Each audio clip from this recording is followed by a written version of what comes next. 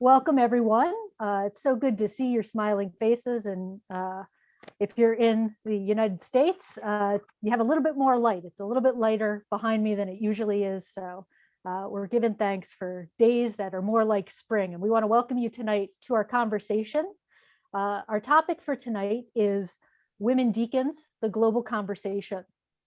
And we are thrilled to have you. Before we begin and before we enter into this evening's program, I just want to go through a few details so that everybody's on the same page.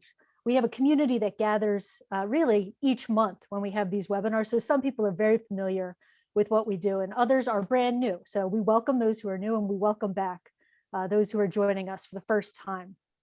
And so by way of introduction, our program tonight is really going to have two parts. Dr. Zagano will speak for the first 15 minutes on our topic for tonight. So the global conversation around women deacons.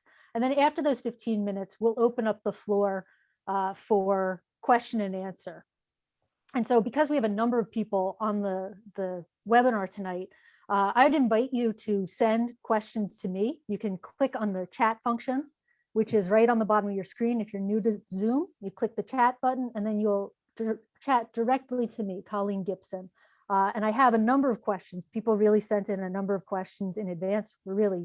People are interested in this topic. And so I have a list, but if something strikes you as you listen to Phyllis speak, be sure to send those questions in and I'll do my best to work it into a wonderful conversation. We always have a good time. And so we're looking forward to a good time tonight. Tonight's conversation will be recorded. And so you can visit it afterwards on Phyllis's website. And we'll put a link to her website in the chat. And if we mention other things throughout the evening, those will also be in the chat.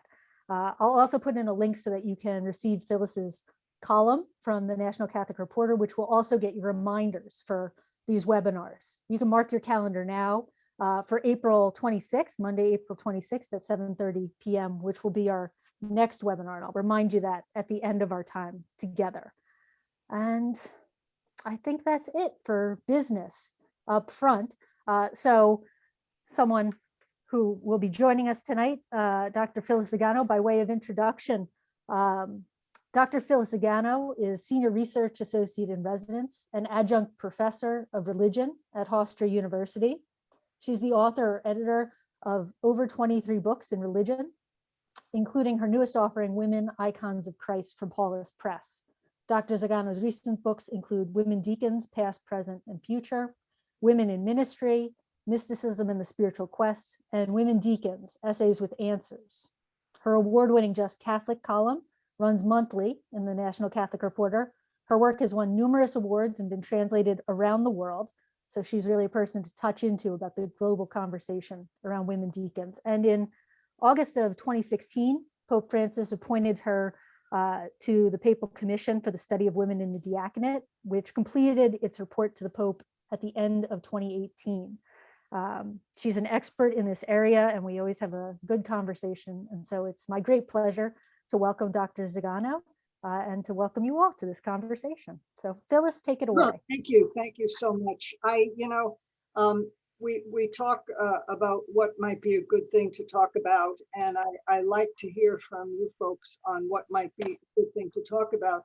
And one thing that might be a good thing to talk about is to try to remember when daylight savings time starts, because I think everybody is upside down right now.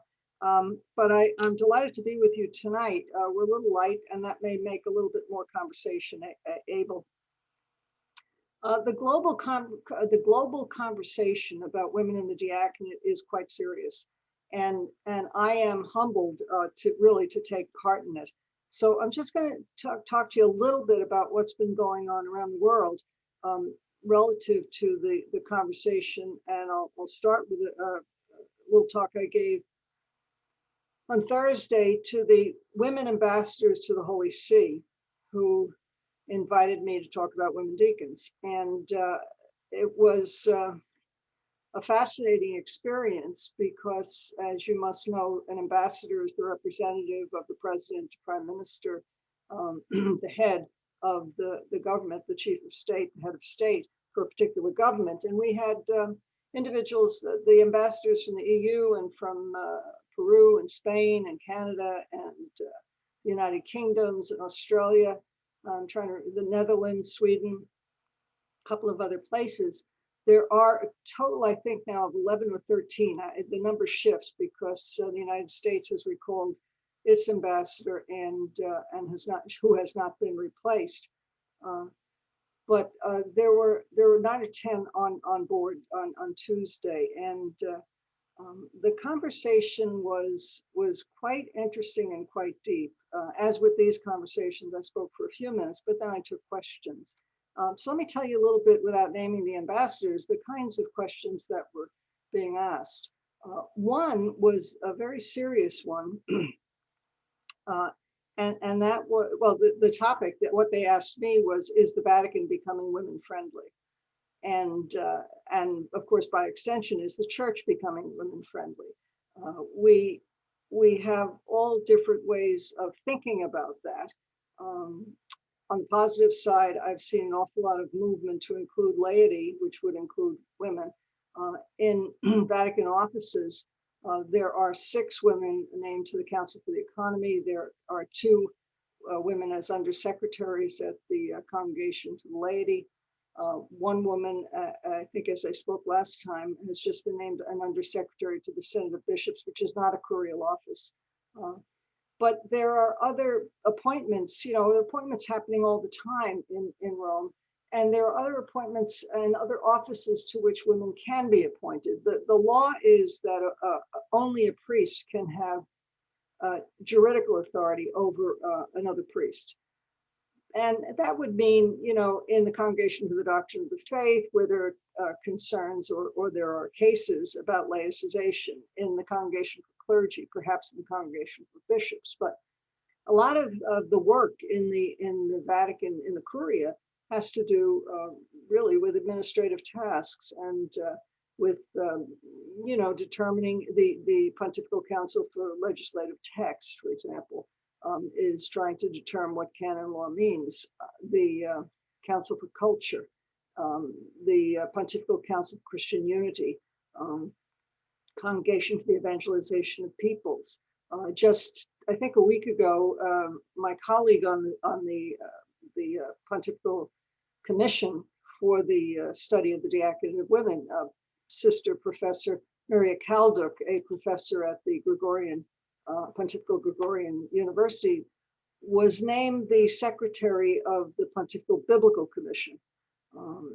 And she's still keeping her day job, but that's a very significant point, because I'm here to tell you she's the first woman that's ever been appointed to a Pontifical Commission, which is charged with determining, really, on behalf of the Pope, examining questions of the Bible. She's a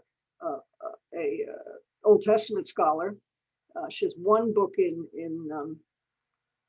English, but she speaks and reads, several languages, reads many ancient languages. She's from Catalonia.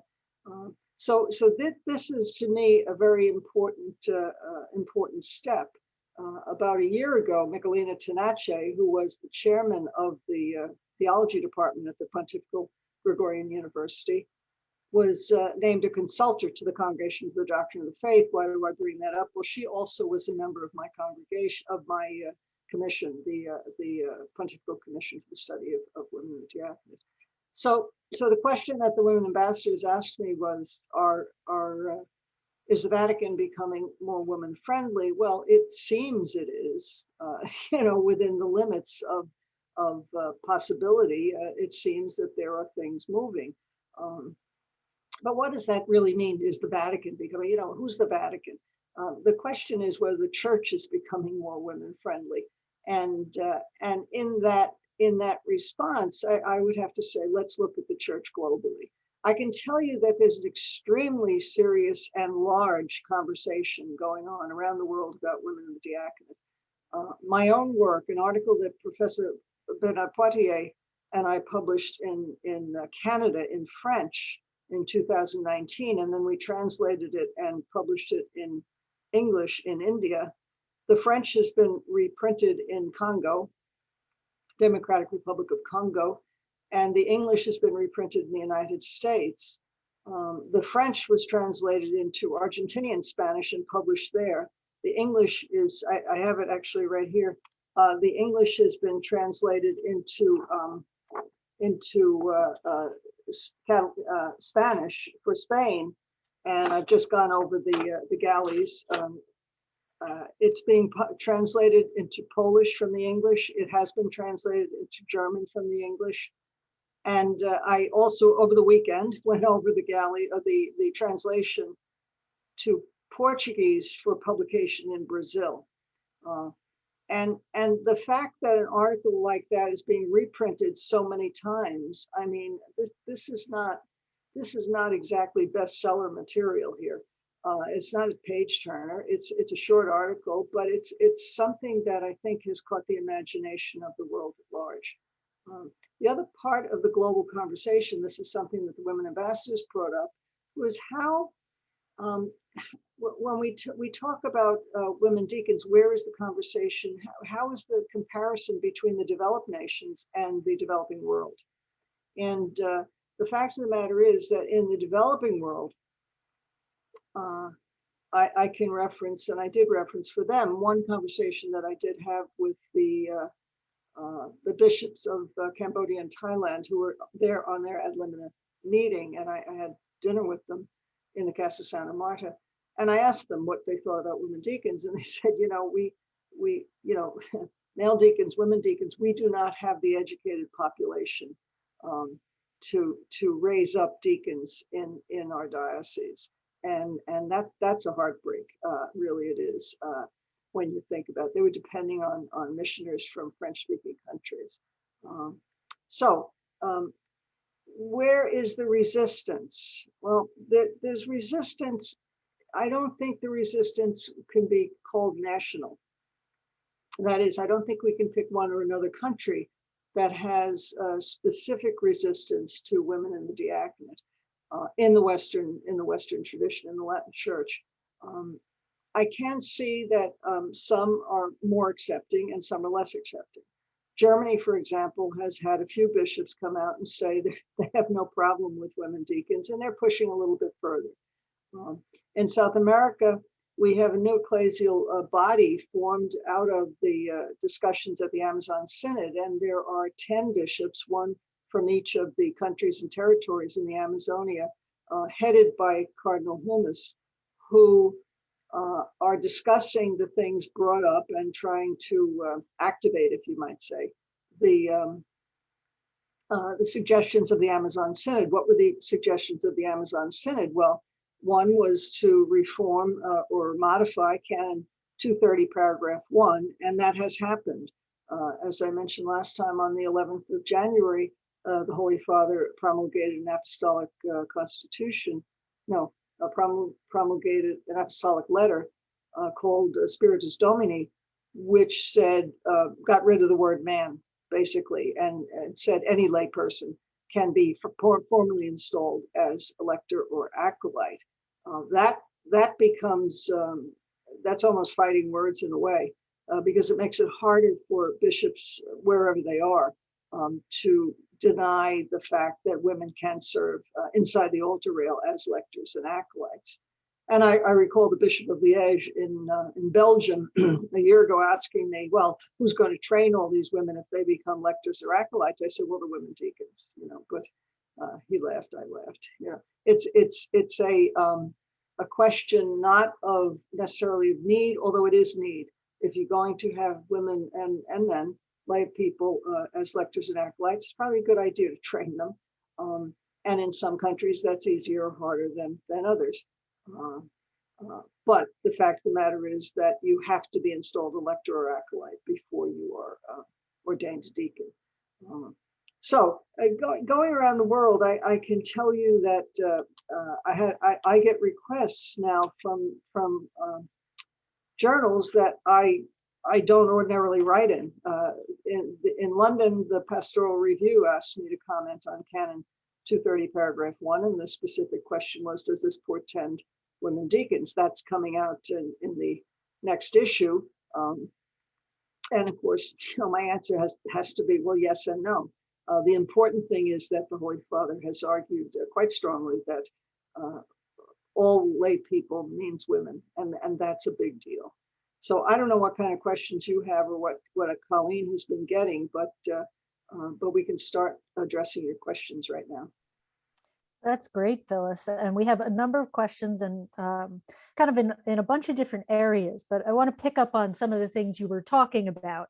A lot of people brought up the recent appointment of women as, the Undersecretary to the Synod of Bishops, to the Pontifical Biblical Commission, all those things that you just mentioned. And, you said that, we need to look and ask, is the church becoming more women friendly?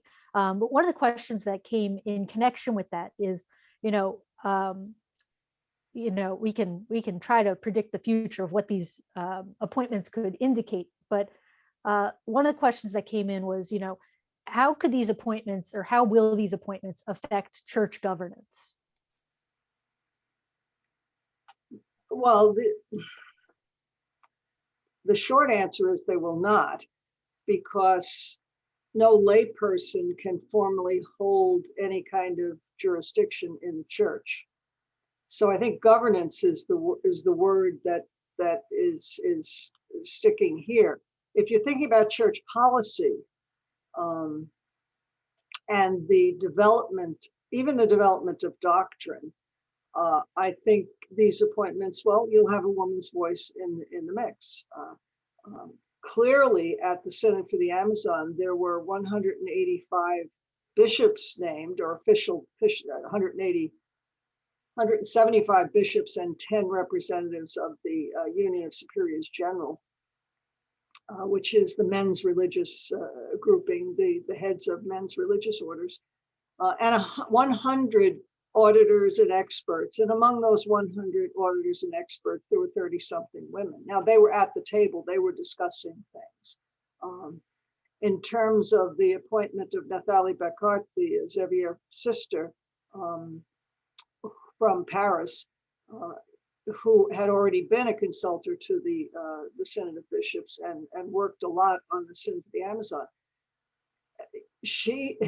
Question is, will she or will she not have a vote? Well, independent of that, she is an undersecretary, and there are 2 undersecretaries, and they have a great deal of influence on who they nominate people to be chosen for the Synod. They help direct the preliminary meetings. So in terms of policy, there's a great influence. The same with Sister Nuria Caldo. A great deal of influence. But in terms of governance, that is a sticking point, because jurisdiction is held among the clergy, period. Lay people cannot have jurisdiction except within their own religious communities. The head of Colleen's Institute, the Sisters of St. Joseph of Philadelphia, has jurisdiction within her territory, specifically over her sisters, but also basically over what goes on within her territory. That is the houses and colleges and high schools and places that they own within the law of the Commonwealth of Philadelphia and other places where they work. So jurisdiction means authority, and authority is not easily delegated. It can be delegated, but I'll give you an example of how it works. Basically, someone who is preaching has the delegated authority, the faculties from the bishop, but the bishop cannot delegate, cannot give faculties for preaching, specifically for a homily during a liturgy, during a mass, to a layperson. And then there's the question about delegated authority relative to marriage annulments. The bishop can pretty much delegate the authority to render a judgment of nullity, but it has to be to a cleric.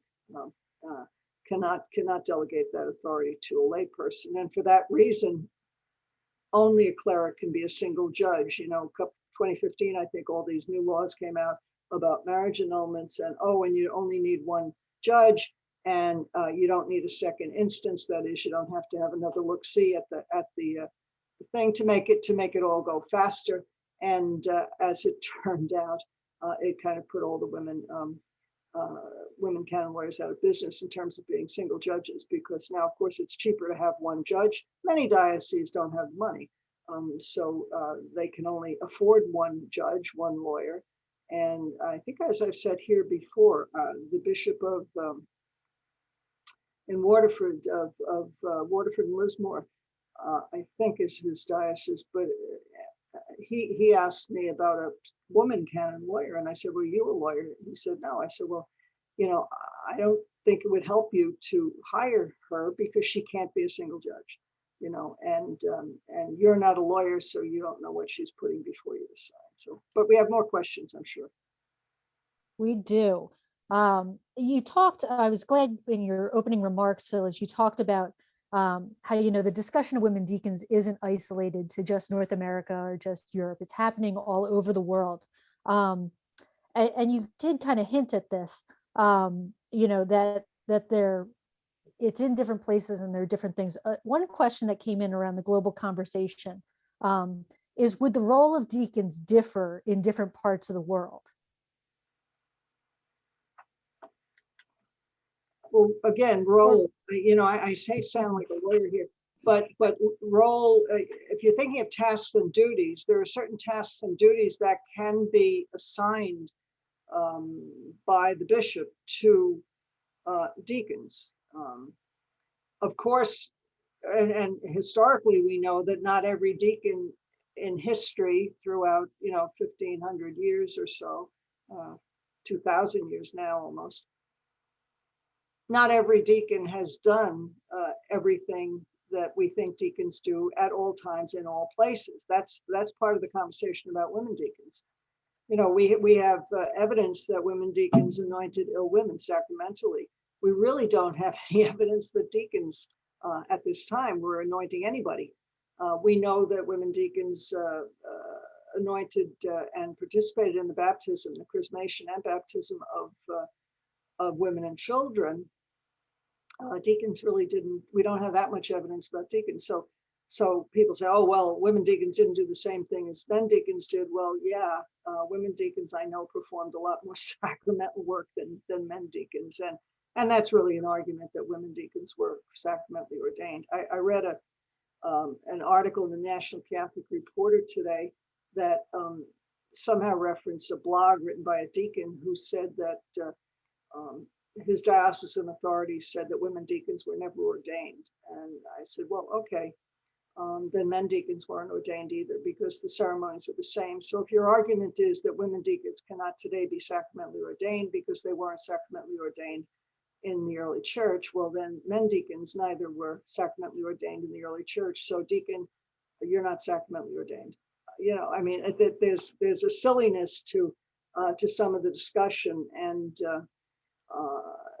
one of the quotes I saw, well, theologians say women were never. Well, I was like, name two, because that's about all that I know, two, maybe three, who find, but again, the same argument's going on for 400 years. So, I shouldn't make light of it. But anyway, more questions. Yeah, a number of questions came in, picking up on where you just left off, Phyllis. A number of questions came in from people who are relatively new to the conversation and are new to our conversations here. And so they're concerning, as we look at, historically, you just talked about kind of the role of women deacons. But as we look at having women deacons now in the modern day, would those women have the same, the questioner says, have the same faculties as male deacons? Would they serve the same purpose? Would they minister in the same way? Well, yeah, I would think so. The Holy Father has named another commission. He named them on April 8th of 2020. They're expected to meet in the fall.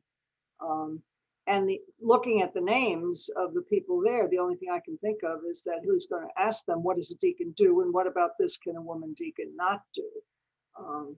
I think that, I remember having a discussion at a private lecture or debate actually with Sister Sarah Butler at the seminary of St. Charles Borromeo in Philadelphia. And she said, well, women deacons in history only ministered to other women. I said, well, who ministers to women now? I mean, if you're going to restrict ministry, well, then you've got half the church to restrict the ministry to. The question of faculties, the bishop gives faculties to whom he wishes. So he could withhold preaching faculties or give preaching faculties. He just as well as he could hire or not hire a deacon, female deacon, canon lawyer to be a judge. Deacons today don't do, every deacon today doesn't do everything a deacon can do. I guess that's the best way. Deacons are ordained to the word, the liturgy, and charity. Deacons minister in prisons. Deacons, run charitable endeavors. Some deacons work in chancery. Some deacons work in high schools. Some deacons, manage parishes. They're Canon 517, paragraph 2, parish life coordinators. So the woman deacon would be eligible to receive the faculties, whatever faculties, but it's up to the bishop whether he would grant them to her. And of course, the neuralgic discussion really is about women preaching, because the disputed passage in Paul, women should be silenced in church, is somehow trotted out every time you talk about women preaching. And then, of course, the important thing about women being able to be installed as lectors and acolytes is, even as late as the 1970s, 1980s, when it was becoming common that women could be lectors at least. There was a comment, at least, coming from the Congregation of Divine Worship that women should read from a separate lectern outside the sanctuary.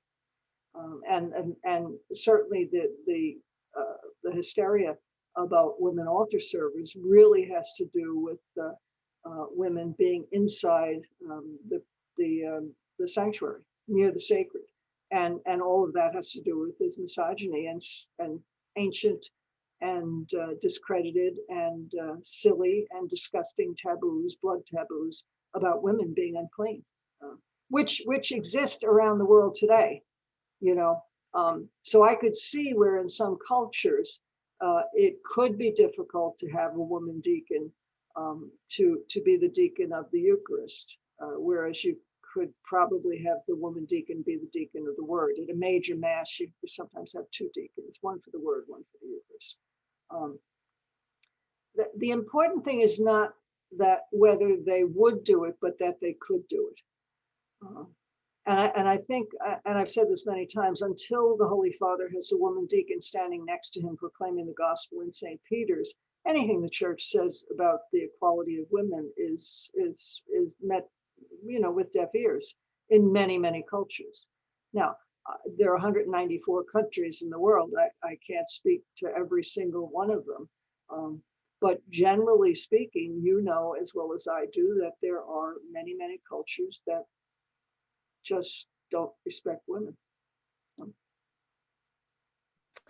There's a comment in the chat, Phyllis, about pastoral associates who really kind of run parishes or in parishes without a priest, and would a woman deacon be able to administer a parish? And you kind of touched on that and talking about the ministerial role of deacons. Another question that came in, and you picked up on it when you talked about the commission and this upcoming commission and kind of what the perceived question could be that they may be addressing. And so this question actually came in from a woman religious. She read your series of essays in the Global Sisters report. And so I'm going to read her words because I think it gives good context to the question. Okay. So she says, having served alongside a pastor who quite often said, "I surely wish you were ordained," I find the needs far more extensive now than in the early centuries for the many women who are in fact pastoring parishes and who are ministering in hospitals, to be ordained and able to carry out sacraments of healing, anointing, baptism, for anyone of any age, and that it would strengthen the sacramental life of the church, she says. So she asks, the question before was women ministering to women. She says, the question today, shouldn't it be that we're looking for ministers who can meet the many needs of our world, and that women deacon would serve that. So I don't know if that's a question or a point, but I thought it was something we needed to hear. Well, yeah, the thing is, I believe that if the church needs women deacons, it will not be denied. I think that the Lord will supply the ministers for us. There are a couple of things in the statement from the sister, as repeated from the pastor. Certainly a woman deacon could preach, and that would be a big deal. Be a big deal because it's a serious thing to preach the gospel during the liturgy of the Eucharist.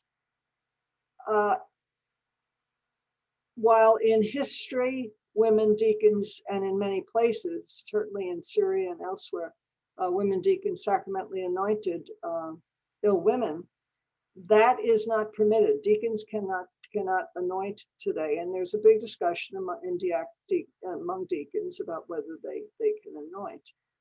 And there's big section on that in my book, Women Icons of Christ, because of the conflation between the juridical authority. See, again, we have that word juridical authority related to governance, the juridical authority of the cleric and the juridical authority of the bishop relative to relieving the punishment due to sin.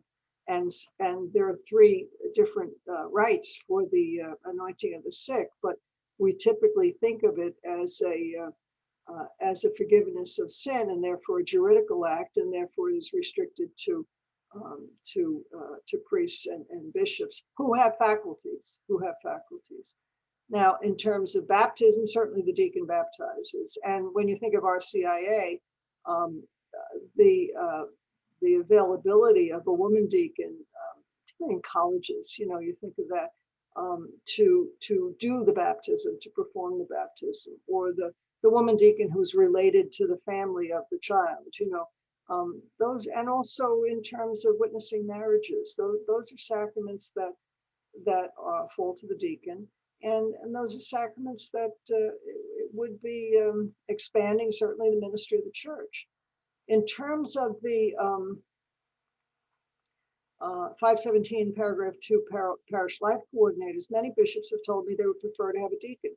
I was just speaking in Los Angeles by Zoom, obviously nobody's traveling, but in Southern California last week, and many of the 517 paragraph 2, that's a canon I'm referring to, parish life coordinators who were female or laypersons are being replaced by deacons. And bishops have told me, it's just easier, because then you have somebody on station who is in obedience to the bishop, who can perform the marriage ceremony, who can perform the baptism, solemnly baptized, without running through all sorts of hoops to give them special permission. So I take the conversation very seriously, because there are many men pastors who recognize that it would be helpful to have a deacon, and very helpful to have a woman deacon. I think that's helpful, because we know it is less and less rare that there's a woman serving as pastoral administrators, but it is that sacramental piece. And a number of questions came in. I didn't hear you. It's less rare? No, it's less rare that there are women serving in those positions. There are fewer and fewer priests, so there are more women serving as pastoral administrators. Would you say that's correct? They are being replaced by deacons. Okay. A question that came in about looking at the structures and looking at how we understand the diaconate. And so a number of questioners said, the deacons that I know have their job serving at the altar, and that's what they really focus on and appreciate about their ministry as a deacon. And so the question was, in ordaining women as deacons, do we also need to look at how we understand the vocation of the deacon, and how we prepare deacons to serve in the fullness of that vocation? Yeah. I don't disparage deacons who enjoy altar service, but I'm reminded of the Archbishop who decried the Sunday dress-up guys who didn't do anything else. I think the focus on ritual is misplaced. And I say this all the time. Without ministry, ritual is empty. And without ministry, evangelization is impossible.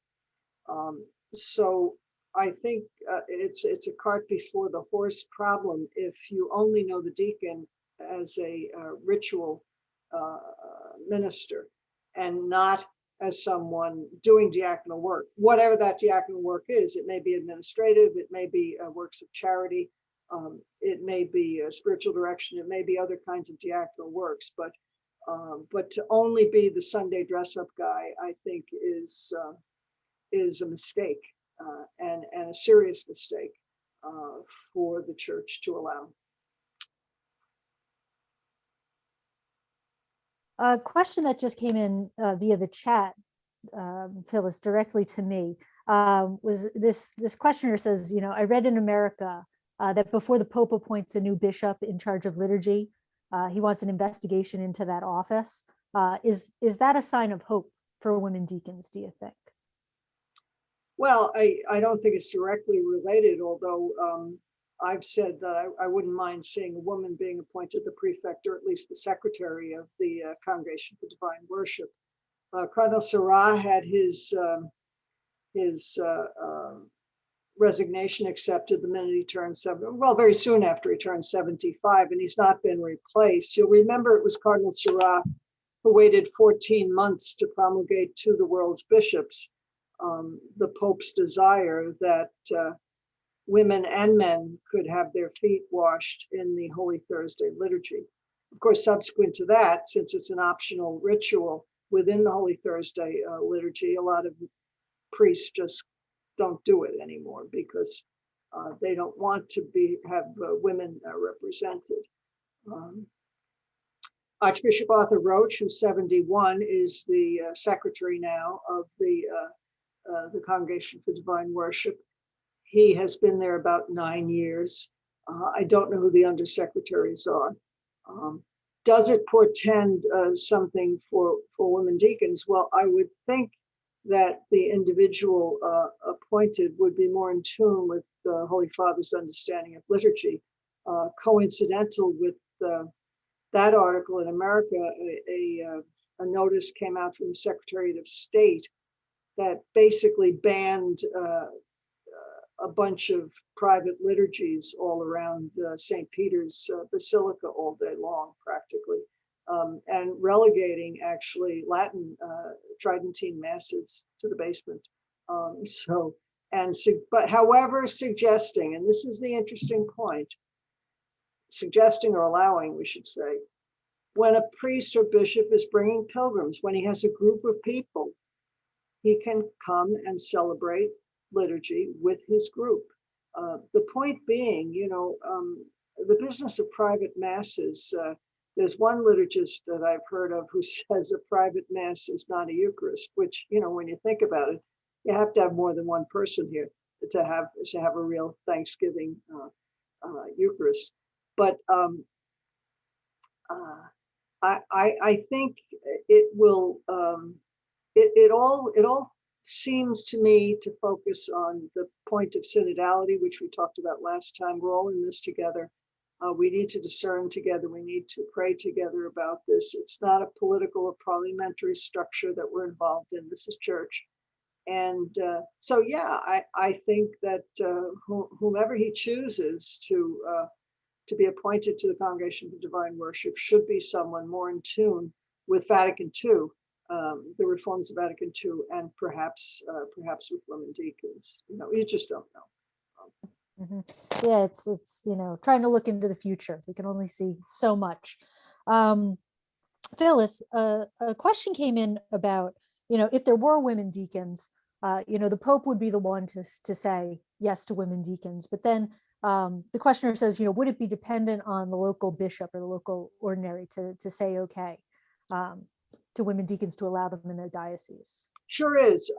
Actually, before that, that's step 2. Step 1 would be that the Bishops' Conference in the United States would be the U.S. Conference of Catholic Bishops, CELAM in South America, other CAFOD, I think, is for for the UK and Scotland. You know, all different regions have the bishops' conferences, and they would have to decide, just as when the diaconate rolled out in the late 60s, early 70s.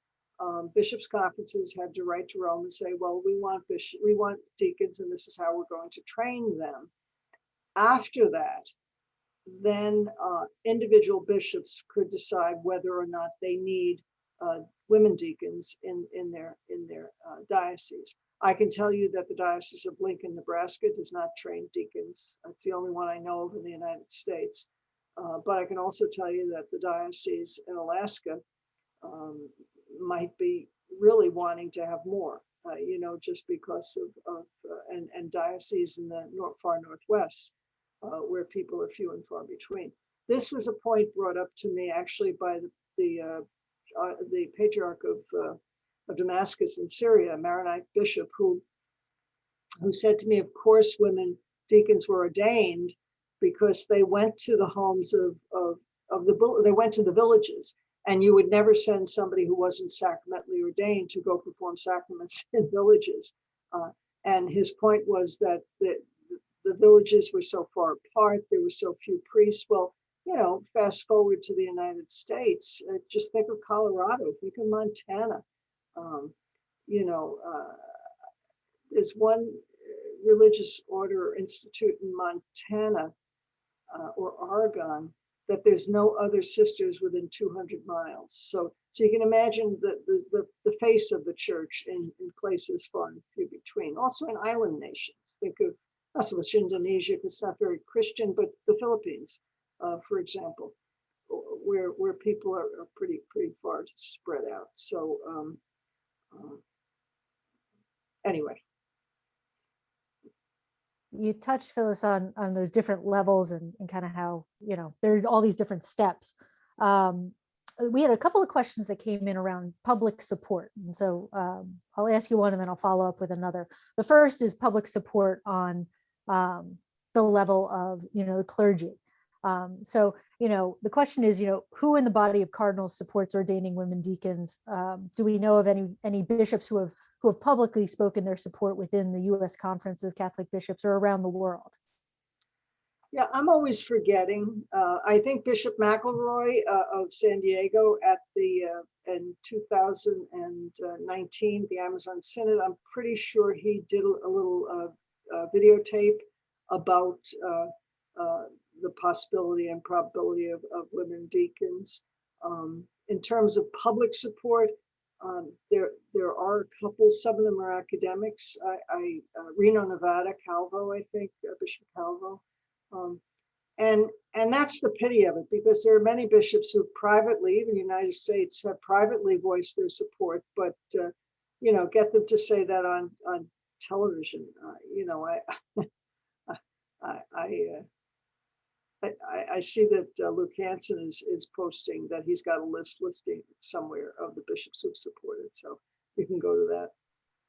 Yeah, I think that's a good, you know, and somebody else just said a Canadian bishop expressed support publicly in Rome. So I think I had an email from him yesterday. It's Paul Andre Durocher, the Archbishop of Gatineau in Quebec. And he actually in 2015 called for women deacons at the Synod on Family. That is wonderful. It's good to know, and I think good to hear, you know, to support those who lift up their voices and show that public support. Now, on the next kind of tier down, we had a number of questions come in asking, you know, in parish groups or groups that support women deacons, you know, groups that are gathered in parishes, in dioceses, all across the country. The questioner says, you know, what's the best way to focus our efforts as groups to promote women deacons? Well, you know, I think part of it is education. The Holy Father wants this prayed about, discerned, really. Does the church need it? And I think people need to be educated. I can't tell you the depth of the ignorance that is in seminaries and among clerics who I was reminded today, there was a study done by the Center for Applied Research in the apostolate in Georgetown University, and they asked bishops about women deacons. And they told me, I didn't see the responses, but they told me that some of the responses from some American bishops were so ignorant that they could not print them. So I think part of it has to be education. And, you know, the term fake news has become pretty popular. And when you try to explain to some of these clerics the facts, they just don't believe you. You know, I just wrote somewhere that on the question of Canon 230, paragraph 1, I wrote to, you know, a smattering of U.S. bishops, and the response was pretty typical. Some of them basically said no comment. Some of them said they were waiting to see what the USCCB did, and some of them just ignored me. They didn't answer at all.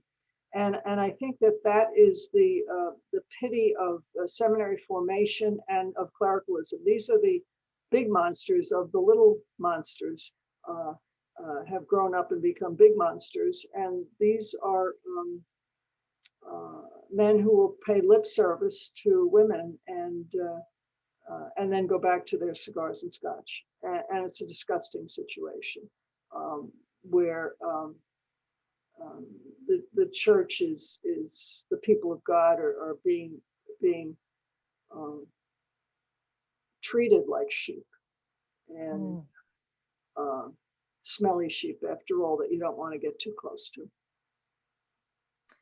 And I think on that topic of education, Phyllis, what synod was it? I remember seeing pictures of your book of women deacons past, present, and future, and you know, I remember all these bishops holding it up and thinking, you know, how good it would be if they were reading it, because it really is a good resource. And somebody in the comments, you know, mentioned Gary Macy, who is who's a co-author on that book. So I think education for sure when we talk about groups, when we talk about parishes, and I'll drop a link in the chat for a project that's just developing, the Discerning Deacons project that people may be interested in, and that looking at that larger conversation around deacons and education. Yeah. Mm-hmm. Mm-hmm. Right. Well, this is the book that you're talking about. It was at the Center for the Amazon, and we had some nice active young people who were happily helping me out in Rome. The book was distributed. I'm trying to think. I wrote to the Synod of Bishops and asked if they would accept copies of this book, Women Deacons, Past, Present, Future, which by that time had been published in French, Spanish, English, and Portuguese, for the members of the Synod. And they said, yes, please have them delivered. We had them mailed to a bookstore in Rome, most of them, and they were hand delivered to the Synod offices and put in the appropriate mailboxes. You know, there were 12 different language groups, 9 of which actually came out positively on behalf of women deacons. And yes, not only did we see photos of bishops coming out with the book, but also the indigenous people with the Spanish edition, which I thought was fun. I will tell you, while you're putting things in the chat, that there are study guides for these books in Portuguese, English, Spanish, and French available for free download on my website. So, and you can also probably get this little book used now. It's Gary Macy did the history part. Gary Macy is the retired professor he was a named professor at Santa Clara. He's retired now. He did the history portion. William T. Dightwig is a deacon of the Archdiocese of Washington who lives in Florida. He did the section on Vatican II and how the diaconate came about, and I did the future. And within the future, there's a little teeny section about religious women deacons. But as someone mentioned, as you mentioned earlier, we expanded that. I had 5,000 words and 5 1,000-word essays in Global Sisters Report, which you can probably find online. And we're trying to produce that as a booklet with Q&A for discussion by religious institutes. Yeah, and I would also, I know that as we talk about the conversation and engaging people in conversation, I know Voice of the Faithful and there's another place, I'll post a link. There's, an elevator speech card. I know that's kind of been developed around women deacons. I You have have some. yours. Look, you've got them right there. If we were in person, you could hand them out. I know. Yeah. Anybody want them? These are in, I think, 19 languages now. They're in English, they're in Spanish, they were handed out. There were some, I think 700 or 800 copies, little cards just like this, all different colors, Portuguese and German and French and Spanish and English, handed out and left at the Santa Maria in Trastevere, which was the headquarters of RAPOM, which was the organizing basically committee for the Synod on the Amazon. But since then, we've had them translated into Tagalog and Haitian Creole, and the Russian has a mistake in it. So if anybody knows Russian, you can tell me about it. I'm not sure what the mistake is. And Dutch and all sorts of different languages, and they're all available. I know Voice of the Faithful has them, and I on there, and also the Luke Hansen, Casey Stanton, Discerning Diaconate group also has them for download there. Yeah, and there's links to those in the chat, which I think is encouraging. So we'd say, for people to visit those and really tap into those resources. An interesting comment that just came in from Luke in the chat. He said, for me, I found it surprising and hopeful that 1/3 of US bishops support women deacons, because those who have said so publicly are very few. And the reputations of the Bishops' Conference is that they would generally be opposed. So I think there's hope in there, but it's trying to get people to speak up. Well, those numbers are changing too. Those numbers are from a couple of years ago, and since then we've had Americans replacements on the Congregation for Bishops. One, most recently, Cardinal Joseph Tobin, the Cardinal Archbishop of Newark, has been appointed to the Congregation for Bishops, replacing Cardinal Worrell, who turned 80. And before him, Cardinal Blaise Cupich, the Cardinal Archbishop of Chicago in Illinois.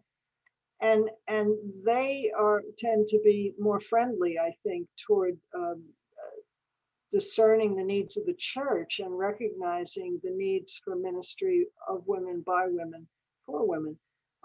So they would be men who would choose bishops, who would recommend bishops from the United States, who I think would be better educated and better formed to be able to work with women and to accept the notion of women deacons.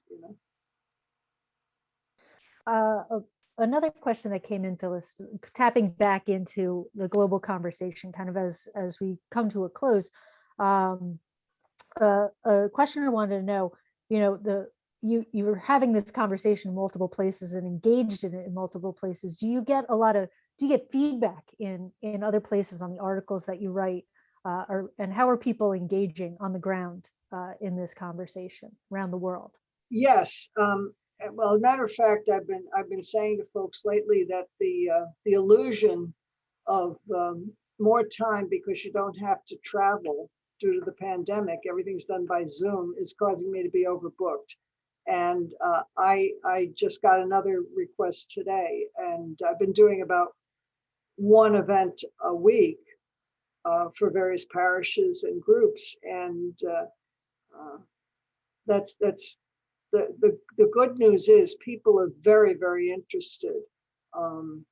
Not too long ago, I did an event for a group, and they had 350 people, members of their group, on board. I think there's a lot of frustration because the extreme right says, oh, the biological solution will win out. All those Vatican II people will just die. And that's combined with the fact that younger people see that the emperor has no clothes and see through a lot of the falseness of some of the leaders in our church and some of the pastors. And the problem still exists, when you try to call out malfeasance, if you try to call out financial malfeasance, you try to call out sexual impropriety, or simple incompetence, you're either not listened to, or you're chastised, or you're even punished, depending on who you are. And I think that feeds into clericalism. I'm reminded of a priest when I was growing up. When I got on the bus my first year, freshman in high school, and the first thing all the sophomores told us, the freshmen on the bus, was, "Watch out for Father Mott. He likes little girls. He likes girls." Now, if every sophomore on the bus knew about this guy, how come the bishop didn't? And then years later, I talked to a senior Monsignor in the diocese, and I mentioned this guy who had been adjudicated. I mean, it's public knowledge. And he's like, "Ho, ho, ho, dirty old Jack Mott." I was like, "Excuse me? You know, this is a man who went after 14-year-old girls." And so there's the almost blockheadedness of some clerics relative to what it's all about. And until we and that is complicated by the fact, because women who bring their children, their sons up properly, won't allow them to become priests. And that's not to disparage every poor guy, every fellow who's becoming a priest today. I'm just saying that I know what's going on in seminaries. I'm having discussions now with a seminary professor who said, "Please don't let anybody know you're talking to me, because I'll get fired." I mean, that's the craziest thing you ever heard in your life, but it's true. It's absolutely true. There's almost a schism going on. And there are too many bishops who are wearing "Benedict is my Pope" t-shirts under their cassocks. And that is very serious. I hate to leave you on a bad note, but I'd like to give you something hopeful. And my hopeful comment is that I think we have to believe, if we listen to the Lord, that He's saying, "I've got this. I've got this," and the Holy Spirit will take care of us all.